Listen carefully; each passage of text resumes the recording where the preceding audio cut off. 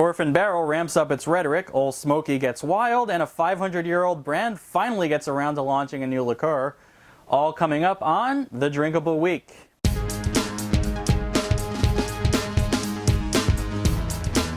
Hi, I'm Jeff Cialetti, author of The Year of Drinking Adventurously, and welcome to the latest edition of the Drinkable Week.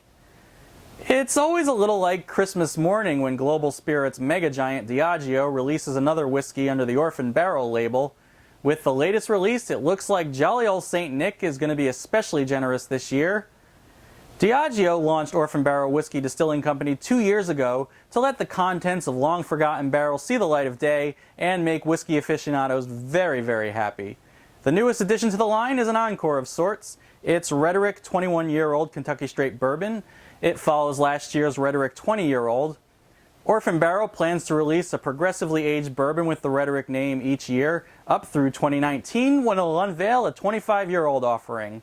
And I'm marking my calendar for that one right now.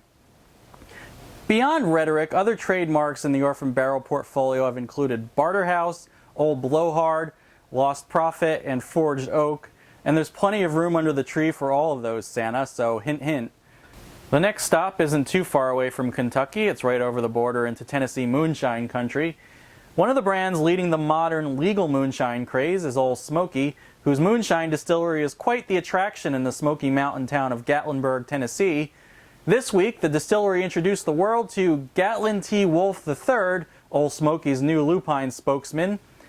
Gatlin will be the face of the brand's Come On, Live a Little campaign, encouraging legal drinking age adults to do just that.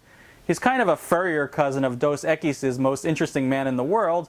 If you're wondering why a wolf, well, there's some geographic significance for the new mascot species. He's based on the red wolf that wanders the wilderness of Appalachia.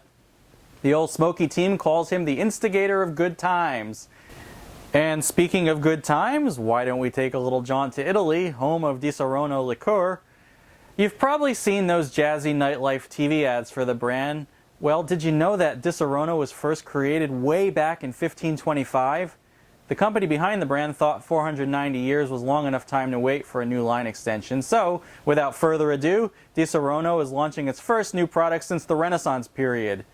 Disaronno Riserva is a limited edition release that's a combination of the famous Italian liqueur with blended Scotch whiskey thrown in. It's then aged in vintage Marsala wine barrels, adding a bit of spice to the spirit. Disaronno Riserva will be available in the fall, but it'll only be limited to 10,000 bottles. If you want one, it'll cost you $349.